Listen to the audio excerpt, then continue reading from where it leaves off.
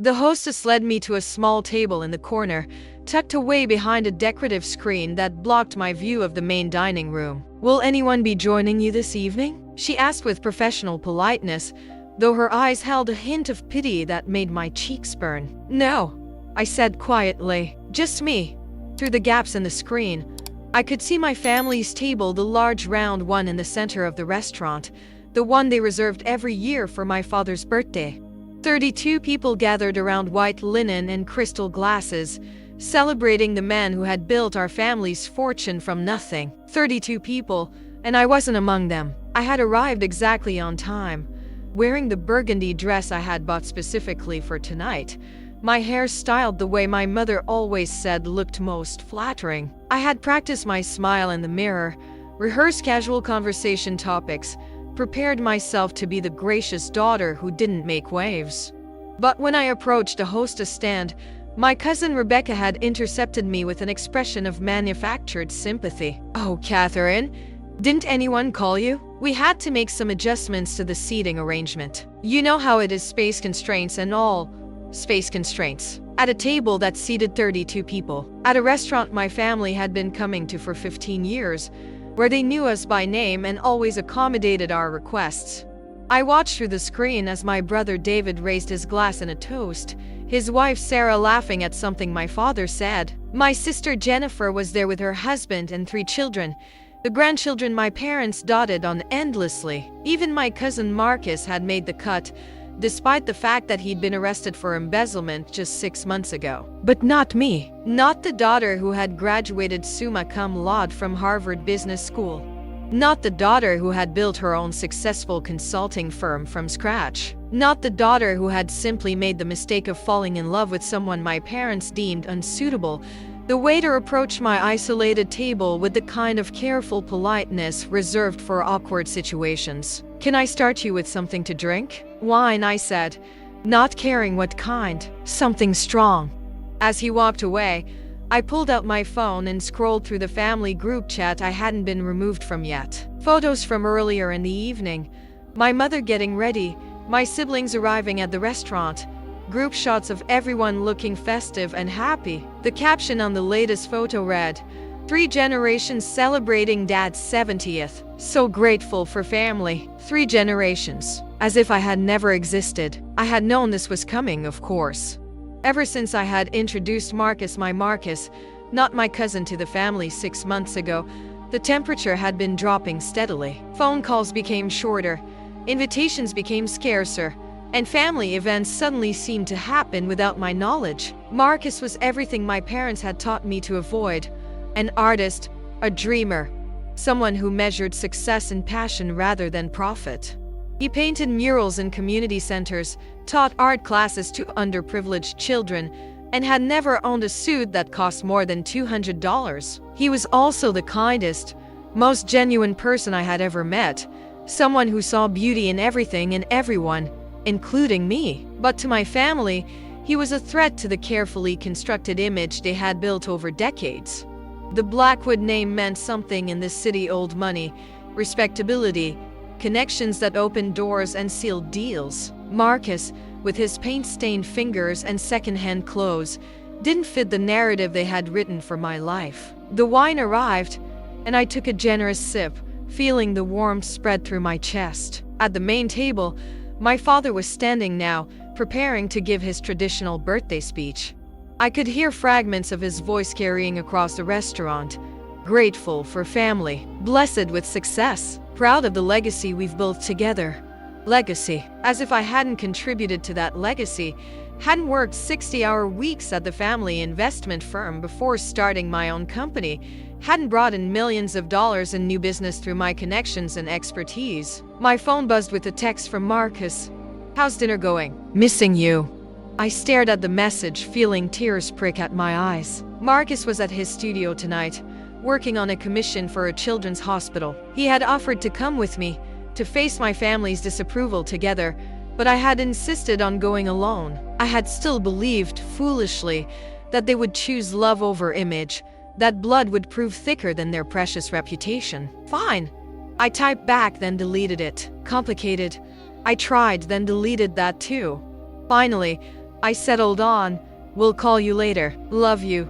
The waiter returned to take my order, and I realized I hadn't even looked at the menu. "I'll have whatever the special is," I said, not caring. Food was the last thing on my mind. As he walked away, I heard footsteps approaching my table. For a moment, hope fluttered in my chest. Maybe my father had noticed my absence. Maybe someone had come to invite me to join them. But it was only the restaurant manager, a distinguished man in his 50s who had been working here since I was a child. "Miss Blackwood," he said quietly, glancing around to make sure we wouldn't be overheard. "I wanted to apologize for the arrangement tonight. This wasn't my decision." "I understand," I said, though I didn't really. "Business is business." He hesitated, then leaned closer. "Your grandmother used to bring you here when you were little. You always ordered the chocolate souffle, even though it took 30 minutes to prepare. She would tell you stories while we waited, and you would listen with such concentration, as if every word was precious." I remembered. Grandmother Evelyn, my father's mother, who had died when I was 16. She had been the rebel of her generation, the woman who had married for love instead of money, who had taught me that true wealth came from following your heart. "She would be proud of you," the manager continued, "for choosing love over convenience, for building something of your own instead of just inheriting what others built." Before I could respond, he straightened up and spoke in a normal voice. "Actually, Miss Blackwood, I've just received word that your private room is ready." I looked at him in confusion. "I'm sorry, what?" "Your private room," he repeated, his eyes twinkling with something that might have been mischief. "The Evelyn suite. It's been reserved for you this evening." I had no idea what he was talking about, but something in his manner made me stand and follow him. He led me through the restaurant, past my family's table where no one looked up, past the kitchen doors, to a staircase I had never noticed before. "The Evelyn suite was your grandmother's favorite room," he explained as we climbed. "She used it for her charity meetings, her book club gatherings, her intimate dinners with people who mattered to her. After she passed, your grandfather asked us to keep it exactly as she had left it." We reached the top of the stairs, and he opened a door to reveal a small, elegant dining room that took my breath away. The walls were covered in photographs, not the formal family portraits that dominated my parents' house, but candid shots of real moments. Grandmother Evelyn laughing with friends, working in her garden, reading to children at the library she had funded. And there, in a place of honor above the fireplace, was a photo I had never seen before. My grandmother and me, both covered in flour, laughing as we attempted to bake cookies in her kitchen. I couldn't have been more than 8 years old, but the joy on both our faces was unmistakable. "She left specific instructions," the manager continued. "If any member of the Blackwood family ever needed a place to remember who they really were, they were to be brought here." I walked around the room in wonder, taking in details I had never known about the woman who had shaped so much of my understanding of love and courage. Awards from charities she had supported, letters from children whose educations she had funded, artwork from the community programs she had established. "There's something else," the manager said, walking to an antique desk in the corner. He opened the top drawer and pulled out a sealed envelope with my name written in my grandmother's distinctive handwriting. My hands shook as I opened it, revealing a letter dated just weeks before her death. "My dearest Katherine, if you are reading this, it means you have found yourself at a crossroads, forced to choose between the expectations of others and the truth of your own heart. I have been where you are, my darling girl, and I know how frightening it can be to stand alone. When I married your grandfather, my family disowned me. He was beneath my station, they said, a man with more dreams than money, more passion than pedigree. They were right about the money and the pedigree. They were wrong about everything else. The love we built together, the life we created, the legacy we left, none of it would have existed if I had chosen their approval over my own happiness. You are the proof of that choice, the beautiful result of following love instead of convention. I have watched you grow into a woman of remarkable strength and intelligence, someone who sees the world not as it is, but as it could be. Do not let fear of their disappointment rob the world of your light. In the desk, you will find something that belongs to you now. Use it wisely. Use it boldly. Use it to build the life you were meant to live. All my love, Grandmother Evelyn Pease." The chocolate souffle here is still the best in the city. I've made sure they'll always have the recipe. With trembling fingers, I opened the desk drawer fully and gasped. Inside was a leather portfolio containing documents I couldn't quite believe. Stock certificates, property deeds, bank account information. All of it in my name. All of it dated years ago. All of it representing a fortune I had never known existed. A note in my grandmother's handwriting was clipped to the front. Your inheritance, held in trust until you needed it most. You are now one of the wealthiest women in the city. Use this power to build something beautiful. I sank into the chair, overwhelmed by the magnitude of what I was seeing. My grandmother had left me not just money, but independence, freedom, the power to choose my own path without fear of financial consequences. A soft knock at the door interrupted my thoughts. Miss Blackwood? It was the manager again. Chef Laurent has prepared something special for you this evening, and there's a gentleman downstairs asking to see you. He says his name is Marcus. I looked up, tears streaming down my face, and smiled for the first time all evening. Send him up, please, and tell Chef Laurent we'll need dinner for two. As the manager left, I walked to the window and looked down at the restaurant below. I could see my family's table, still celebrating, still oblivious to my absence. In a few hours, they would go home to their carefully ordered lives, secure in the knowledge that they had maintained their precious standards. But I would go home to Marcus, to love, to a future we would build together with my grandmother's blessing and my own fierce determination. I would use this unexpected gift not for revenge, but for something far more powerful, the creation of a life so full of joy and purpose that their rejection would become irrelevant. The door opened, and Marcus stepped in, his eyes wide with wonder at the elegant room. Katherine, what is this place? I handed him my grandmother's letter, watching his expression change as he read. When he finished, he looked at me with the same love and respect I saw every day, but now there was something else. Understanding. She knew, he said softly, she knew you would need this someday. She knew I would need you. I corrected, taking his paint-stained hands in mine. Everything else is just details. As we sat down to dinner in my grandmother's secret room, surrounded by the evidence of a life lived on her own terms, I felt something I hadn't experienced in months. Peace. Let my family have their table in the center of the restaurant, their performance of respectability, their hollow celebration. I had something far more valuable, a love worth fighting for, a legacy worth continuing, and the resources to build a future that would honor both. The chocolate souffle, when it arrived, was indeed the best in the city. The next morning, I woke in Marcus's arms in his small studio apartment, sunlight streaming through the skylights he had installed to catch the best light for painting. The events of the previous evening felt like a dream: the hidden room, my grandmother's letter, the revelation that had changed everything.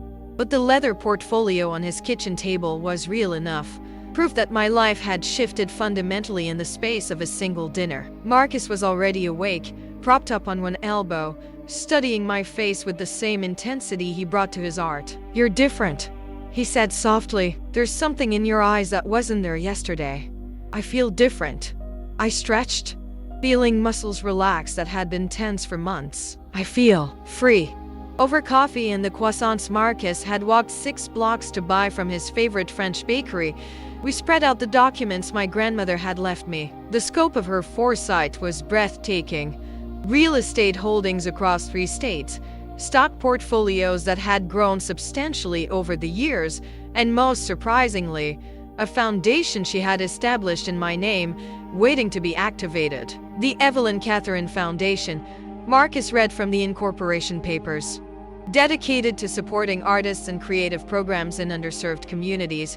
He looked up at me, his eyes bright with possibility. Katherine, do you realize what this means? I was beginning to. My grandmother hadn't just left me money. She had left me purpose. A way to channel my business skills and newfound resources into something that would have meaning beyond profit margins and quarterly reports. My phone had been buzzing all morning with messages from my family, but I hadn't looked at them yet. Finally, curiosity got the better of me. The family group chat was full of photos from the previous night's celebration, each one a reminder of my absence. But there were also private messages, my sister Jennifer asking where I had been, my brother David wondering if I was feeling all right, my mother's terse inquiry about my behavior at the restaurant. They don't even realize I was there, I said, showing Marcus the messages. They're so convinced of their own narrative that they can't see past it. Maybe it's time they learn to see differently. I was about to respond when my phone rang. The caller ID showed my father's office number, his personal line, the one he used for important business calls. I almost didn't answer, but something made me pick up. Katherine? His voice was crisp, businesslike. We need to talk. Good morning to you too, Dad. Don't be flippant. I've just received some very interesting information from my attorney. It seems there's been some activity with your grandmother's estate. Activity that affects the family trust. I felt my stomach tighten. What kind of activity? The kind that requires a family meeting. Today, 2 o'clock. My office, the line went dead before I could respond. Marcus was watching me with concern, recognizing the tension that had crept back into my shoulders. What was that about? I think they've found out about the inheritance. I set down my coffee cup, my hand not quite steady. My father wants to see me. Do you want me to come with you? The offer was tempting, but I knew this was something I needed to face alone. No, but thank you. The Blackwood and Associates building downtown was a monument to my family's success. 30 floors of glass and steel housing one of the city's most prestigious investment firms. I had worked here for 5 years after business school, learning the intricacies of wealth management and corporate strategy before striking out on my own. Walking through the marble lobby felt like stepping back in time. My father's office occupied the entire top floor, with panoramic views of the city and furnishings that spoke of old money and older power. He was waiting behind his massive mahogany desk when his secretary ushered me in, flanked by my mother and my uncle Richard, the family's longtime attorney. Sit down, Katherine. My father's tone was neutral, but I could see the tension around his eyes. We have some things to discuss.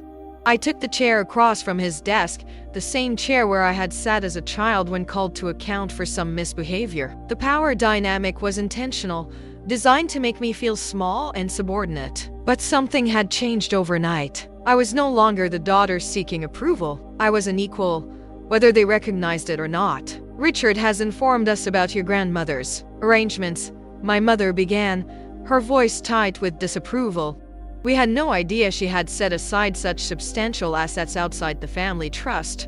Apparently, she felt the need to keep secrets, my father added, his tone suggesting this was somehow my fault. Uncle Richard cleared his throat and opened a thick file. The inheritance is substantial, Katherine. More substantial than your parents realized. But there are complications.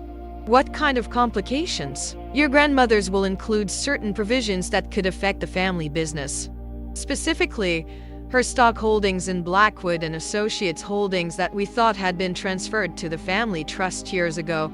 I felt a chill of understanding. How much stock? 37%, Richard said quietly. Combined with your existing trust fund shares, you now control 42% of the company. The silence in the room was deafening. 42%. Not quite a controlling interest, but close enough to have significant influence over every major decision. My grandmother had made me a power player in the family business, whether I wanted to be or not. Of course, my father said, his voice carefully controlled. We assume you'll want to sell those shares back to the family trust. Keep things simple. Avoid any conflicts of interest. Why would I want to do that? The question hung in the air like a challenge. My mother's face had gone pale, while my father's jaw tightened in the way that used to terrify me as a child. Because you're not qualified to make decisions about this company, he said bluntly. You walked away from us, Katherine. You chose your lifestyle over your family responsibilities. You can't have it both ways. My lifestyle. I stood up slowly, feeling my grandmother's strength flowing through me. You mean my choice to love someone who doesn't meet your social standards? My choice to build my own business instead of living off the family name? My choice to be authentic instead of performing respectability? Your choice to embarrass us? My mother snapped, her careful composure finally cracking. Do you have any idea what people are saying about you living with that artist? About the way you've been behaving? The way I've been behaving? I laughed, but there was no humor in it. You mean the way I've been building a successful consulting firm? The way I've been contributing to my community? The way I've been living honestly instead of hiding behind appearances? Uncle Richard shifted uncomfortably in his chair. Katherine, perhaps we could discuss a compromise. You could retain some ownership but allow the family to maintain operational control. No, the word came out stronger than I had intended, surprising even myself. I don't think so. My father leaned forward, his eyes hard. Don't be foolish, Katherine. You're emotional right now, but you need to think practically. What do you know about running an investment firm? What do you know about our clients, our strategies, our long-term plans? I know that you've been using the same conservative approach for 20 years while your competitors innovate around you. I know that your client retention rate has dropped 15% in the last 3 years. I know that you've turned down 3 major acquisition opportunities because they didn't fit your narrow definition of appropriate business. The shock on their faces was almost comical. They had been so busy dismissing me that they hadn't bothered to keep track of what I actually knew about their business. I also know, I continued, that grandmother Evelyn left me detailed notes about her concerns regarding the company's direction. She wasn't just leaving me money, she was leaving me responsibility. I pulled out a folder from my purse, one I had found in the desk the night before but hadn't had time to examine fully. She documented everything. The opportunities you've missed, the clients you've lost, the ways you've let personal prejudices interfere with business decisions. My father's face was red now, anger and embarrassment warring in his expression. Your grandmother was a meddling old woman who didn't understand modern business, the meddling old woman who built half of this company's client base through her charity connections. The woman whose investment strategies outperformed yours for 15 consecutive years before she stepped back from active management. Uncle Richard was frantically taking notes, probably calculating the legal implications of this family drama. My mother sat frozen, her carefully applied makeup unable to hide the shock in her eyes. Here's what's going to happen, I said, surprised by the calm authority in my own voice. I'm going to take my seat on the board of directors, the seat that comes with my shareholding. I'm going to review the company's strategic direction and suggest improvements. And I'm going to honor my grandmother's vision for what this family business could become. And if we refuse to work with you? My father asked coldly. I smiled, feeling my grandmother's spirit in the gesture. Then you'll be explaining to your other shareholders why you're letting personal family drama interfere with business decisions. I don't think that will go over well with the pension funds and institutional investors who trust you with their money. I stood to leave, then turned back one more time. Oh, and one more thing. Marcus will be joining me at the next family dinner. Not as my guest, but as my partner. If you want a relationship with me, personal or professional, you'll need to accept that we're a package deal. As I walked toward the door, my father's voice stopped me. Katherine. I turned, expecting anger, threats, or ultimatums. Instead, I saw something I hadn't seen in his eyes for years. Respect. Your grandmother would be proud, he said quietly. I know, I replied. That's the point. The elevator ride down 30 floors gave me time to process what had just happened. I had walked into that office as the family disappointment and walked out as a force to be reckoned with. My phone was already buzzing with messages. Word traveled fast in the family network. But the message that mattered most was from Marcus. How did it go? I'm proud of you no matter what. I typed back.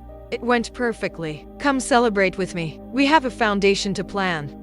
As I stepped out into the afternoon sunlight, I felt my grandmother's presence like a warm hand on my shoulder. She had given me more than money or power. She had given me the tools to transform not just my own life, but my family's understanding of what love and success could look like. The real work was just beginning. 2 months later, I stood in the main gallery of the newly opened Katherine Community Arts Center, watching children from the neighborhood explore the bright, welcoming space that had once been an abandoned warehouse. Marcus moved through the crowd like a conductor orchestrating a symphony, helping young artists hang their work, explaining techniques to curious parents, his face glowing with the kind of joy that money couldn't buy. The transformation had been remarkable. What started as my grandmother's foundation had evolved into something bigger, a collaboration between my business acumen, Marcus's artistic vision, and a community hungry for beauty and opportunity. The center offered free art classes, exhibition space for local artists, and a scholarship program that would send promising students to art school. Katherine, I turned to find my sister Jennifer approaching, her 3 children in tow. She looked nervous, uncertain, the way she always did when venturing outside her comfort zone. This is incredible. Thank you for coming. I meant it. Jennifer's presence here represented a bridge I hadn't been sure could be rebuilt. The kids have been talking about nothing else since they heard about the art classes. She gestured toward her youngest, Emma, who was staring in wonder at a mural Marcus had painted depicting the neighborhood's history. Emma wants to be an artist when she grows up. I never knew how to encourage that. Now you do. We stood together in comfortable silence, watching the children explore. The opening had drawn a diverse crowd, families from the neighborhood, art collectors from across the city, business leaders curious about this new venture, and yes, some members of my family who had decided that perhaps they had misjudged the situation. I owe you an apology, Jennifer said quietly, for the dinner, for not standing up for you, for believing that keeping the peace was more important than doing what was right. You weren't the only one, but I was your sister. I should have been better. Before I could respond, a commotion near the entrance caught my attention. My parents had arrived, looking distinctly out of place in their formal attire among the casual crowd of artists and families. My mother clutched her purse tightly, her eyes darting around the space as if she expected to be mugged at any moment. They came, Jennifer said, sounding surprised. I invited them. I wasn't sure they would actually show up. My father approached first, his expression carefully neutral. He had aged in the past 2 months, the stress of our boardroom battles taking its toll. Our professional relationship had been tense but productive. I had indeed taken my seat on the board and had begun implementing changes that were already showing positive results. But our personal relationship remained fragile, built on mutual respect rather than warmth. Impressive, he said, looking around the gallery. You've done something remarkable here. We've done something remarkable, I corrected, nodding toward Marcus, who was now showing a group of teenagers how to mix colors on a palette. My father followed my gaze, and I saw something shift in his expression. He's good with them. He's good with everyone. That's who he is. My mother joined us, her discomfort obvious but her effort to be present genuine. The space is larger than I expected. Grandmother Evelyn owned the whole block. She bought it years ago, planning to do something like this eventually. She just ran out of time. She always did have grand plans, my mother said, and for the first time in months, her voice held warmth when speaking about my grandmother. A young girl, maybe 8 years old, approached our group with the fearless curiosity of childhood. Are you Katherine? She asked, looking up at me with bright, paint-smudged fingers. I am. Mr. Marcus says you're the one who made this place happen. He says you're like a fairy godmother, but for art, I laughed, feeling some of the tension in my shoulders ease. I think Mr. Marcus might be exaggerating. No way, the girl said seriously. Fairy godmothers are real. My abuela told me so, and they help people's dreams come true. She skipped away before I could respond, leaving my parents and me standing in the wake of her innocent wisdom. Fairy godmother, my father mused. I suppose there are worse things to be called. The evening continued with performances, demonstrations, and the kind of organic community building that happened when people gathered around shared purpose rather than obligation. I watched my nephew David, Jennifer's middle child, discover that he had a talent for sculpture. I saw my mother, despite her initial discomfort, become genuinely engaged in a conversation with one of the scholarship recipients about her plans for art school.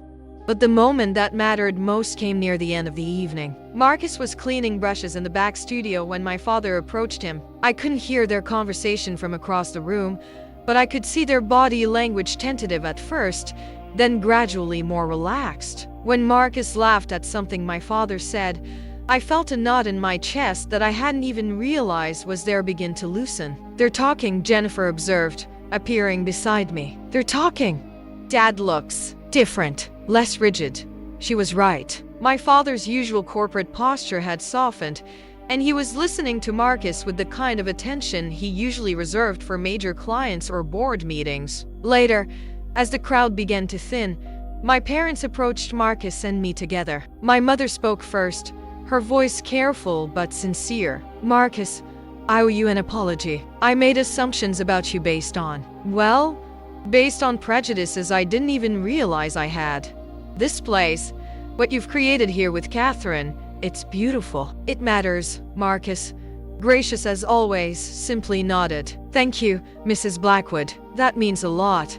My father cleared his throat, the way he always did before saying something important. "I've been thinking about what your grandmother wrote in her letter, about choosing love over convention. I didn't understand it then, but seeing this," he gestured around the gallery, "seeing what you've built together, I think I'm beginning to." "Dad, let me finish."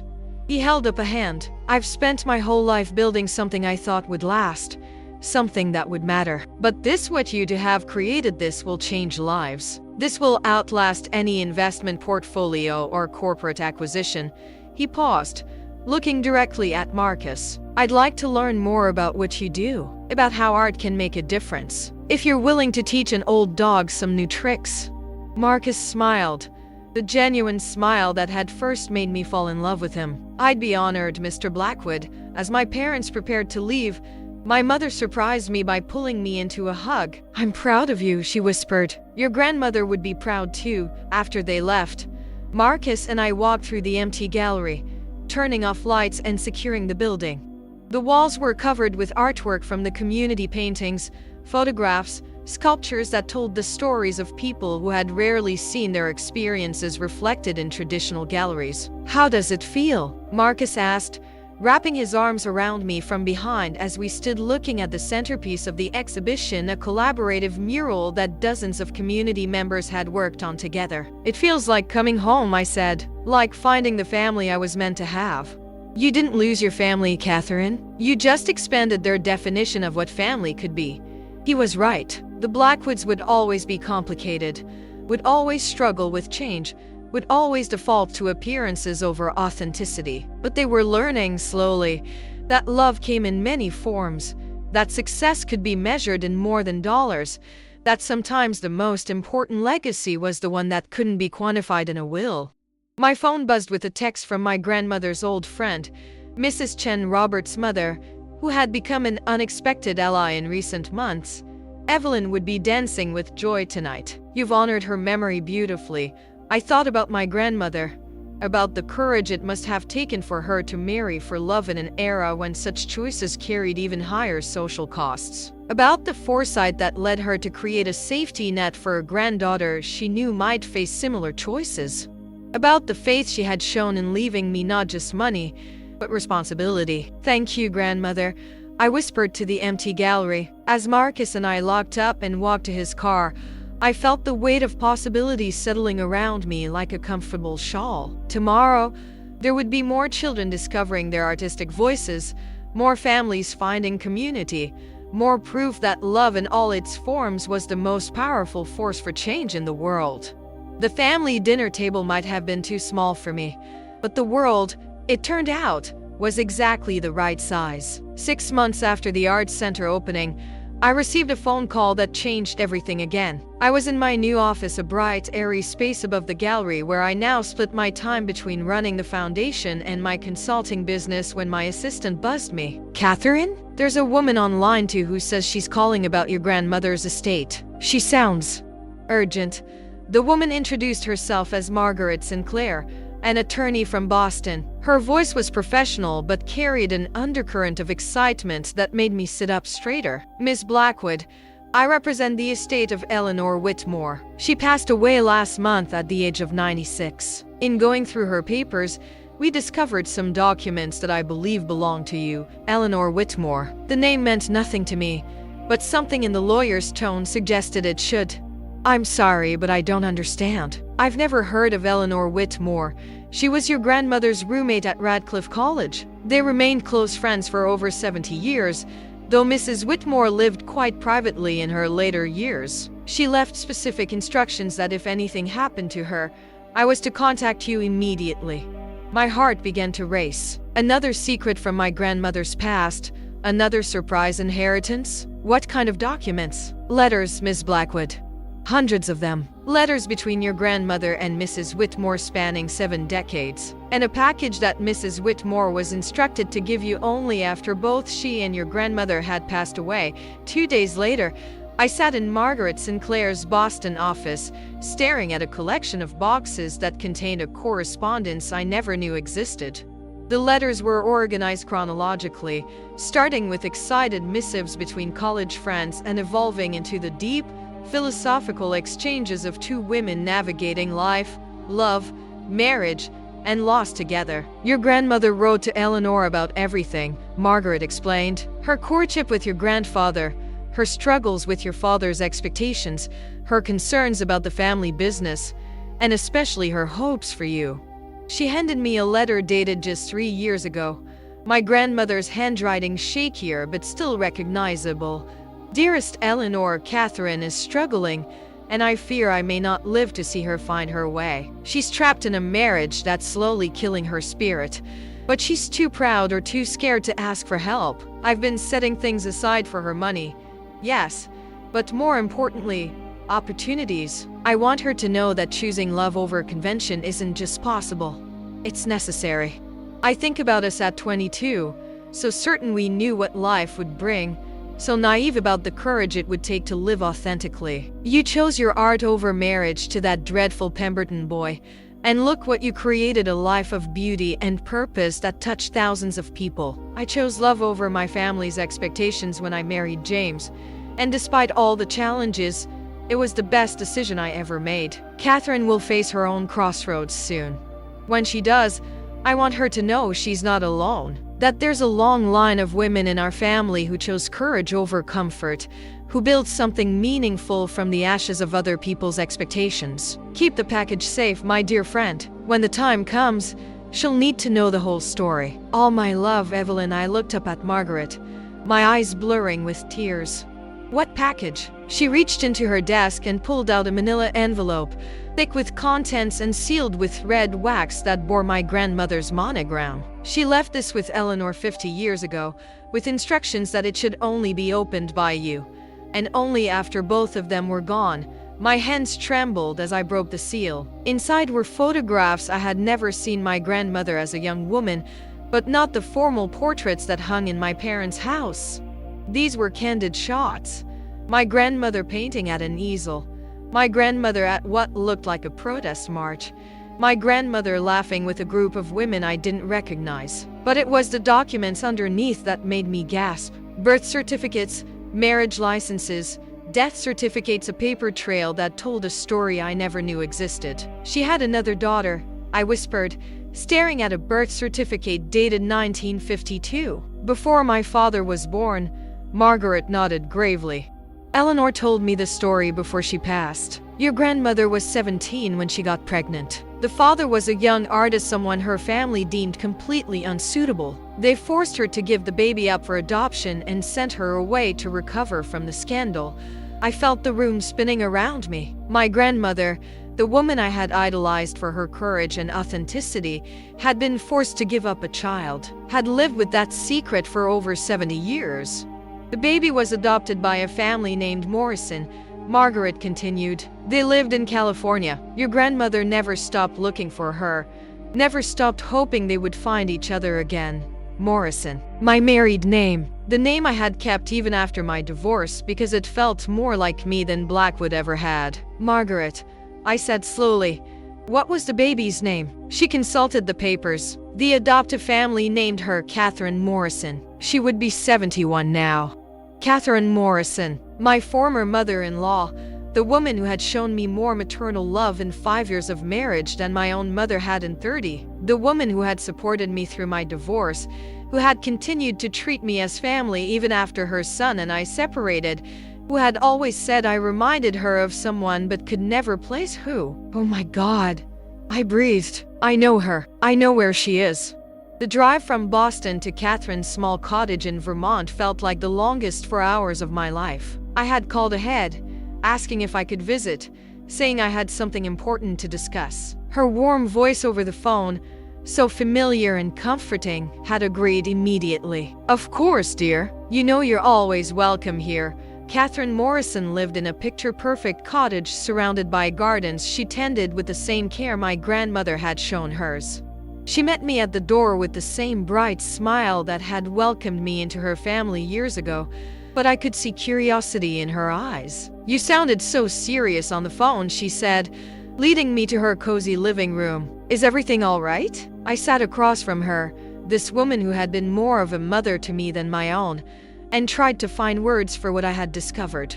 She was 71, just as the documents had indicated, with silver hair and laugh lines that spoke of a life well lived despite its difficult beginning. Katherine, I need to ask you something, and I need you to think carefully before you answer. Do you remember anything about your adoption? About your birth family? Her expression grew serious, and she was quiet for a long moment. Why do you ask? I pulled out the envelope Margaret had given me, my hands shaking slightly. Because I think I've found something that belongs to you. I showed her the birth certificate first, watching her face as she read her original name, Baby Girl Blackwood, born September 15, 1952. Then the photographs of my grandmother as a young woman, the letters Eleanor had saved, the documentation of a secret that had been kept for 7 decades. Katherine's hands went to her mouth, tears streaming down her cheeks. Evelyn, she whispered. Her name was Evelyn. You knew? I always wondered. I had dreams, fragments of memories that didn't make sense. A woman with dark hair who sang lullabies in a voice I could never quite remember when I woke up. The adoption agency told my parents that my birth mother was very young, that she had wanted to keep me but couldn't. She looked at the photographs with wonder, tracing my grandmother's face with her finger. She was beautiful. She looks like you, Katherine, around the eyes. She was my grandmother. The words hung in the air between us, heavy with implication. Katherine looked up at me, understanding dawning in her expression. That means you're my great aunt. That means the woman who became my second mother was my family all along. We held each other then, 2 women who had found each other across the wreckage of family secrets and societal expectations, who had chosen love over blood only to discover that sometimes they were the same thing. She never stopped looking for you, I said, showing Katherine the letters that documented decades of searching. She hired private investigators, contacted adoption agencies, never gave up hope that she would find you. And she did. Katherine said softly. She found me through you. She brought us together without either of us knowing. We spent the rest of the afternoon going through the letters, piecing together the story of my grandmother's secret heartbreak and her lifelong search for the daughter she had been forced to give away. Eleanor had been her confidant through it all, the keeper of secrets and the guardian of hope. As the sun began to set, Katherine made tea and we sat in her garden, surrounded by the flowers she had planted with the same instinct for beauty that had driven my grandmother's life. There's something else, I said, pulling out the final document from the envelope. She left you something. It was a deed to a small property in the mountains, a cabin where my grandmother had gone to paint in her later years. But more than that, it was a letter addressed to my dearest daughter, Katherine. Katherine read it with tears streaming down her face, my grandmother's words finally reaching the child she had never stopped loving. If you are reading this, it means Katherine has found you, and my greatest prayer has been answered. I have loved you every day of your life, even when I didn't know where you were or who you had become. I have looked for you in every young woman's face, hoped for you in every letter that arrived, dreamed of you in every quiet moment. I know I have no right to ask for your forgiveness. I was 17 and terrified, with no power to fight the forces that separated us. But I want you to know that giving you up was the hardest thing I ever did, and not a day has passed that I haven't regretted it. You have raised a remarkable young woman in Katherine. The love and strength she shows, the way she fights for what's right, that came from you. You gave her the mothering I never got the chance to give you, and for that, I am eternally grateful. The cabin is yours now, along with everything in it. You'll find my paintings there, my journals, the record of a life spent loving you from a distance. I hope you'll find some peace there, some understanding of the woman who never stopped being your mother, even when she couldn't claim the title. All my love, always, Evelyn. As Katherine finished reading, she looked up at me with eyes that held decades of questions finally answered. She knew about you. She knew you were in my life. She orchestrated it. I realized. My marriage to David. Meeting you, none of it was coincidence. She was bringing us together the only way she could. The pieces fell into place with stunning clarity. My grandmother's enthusiasm when I announced my engagement to David Morrison. Her insistence that I spend time with his mother. The way she had always asked about Katherine with particular interest, encouraging our relationship even after my divorce. She was matchmaking across generations, Katherine said with a laugh that was half tears, trying to heal a wound that had been bleeding for 70 years. As I drove back to the city that night, my phone rang. It was Marcus, calling to check on me after my mysterious trip to Boston. "How did it go?" he asked. "You sounded so strange when you left." "I found her," I said. "I found my grandmother's lost daughter." "And Marcus?" "She's been in my life for years. She's Katherine Morrison, David's mother." The silence on the other end of the line stretched so long I thought we had been disconnected. "Marcus, I'm here. I'm just Katherine. Do you realize what this means?" "It means my grandmother was still orchestrating miracles from beyond the grave. It means the family I chose was actually the family I was meant to find all along." When I got home, Marcus was waiting with champagne and the kind of smile that made me fall in love with him all over again. We sat on his fire escape, looking out over the city lights, and I told him the whole incredible story. "So what happens now?" he asked. "Now we plan another family dinner," I said. "A real one this time. With all the family, the one I was born into, the one I chose, and the one I found." 3 weeks later, we gathered in Katherine's garden for a meal that brought together the most unlikely collection of people. My parents, still learning to navigate this new reality. Jennifer and her children, fascinated by the family mystery that had been solved. Katherine, glowing with the joy of finally knowing her story. And Marcus, documenting it all with the artist's eye that saw beauty in every complicated human connection. My father raised his glass as the sun set behind the mountains. "To Evelyn," he said, his voice thick with emotion, "who taught us that love finds a way, even when we think it's impossible." "To Evelyn," we echoed, and I felt my grandmother's presence in the warm evening air, in the laughter of children playing in the garden, in the tears of joy on Katherine's face. She had been right, as always. The only way out was through secrets, through pain, through the courage to love despite the cost. And sometimes, if you were very lucky, love found a way to heal wounds you didn't even know existed.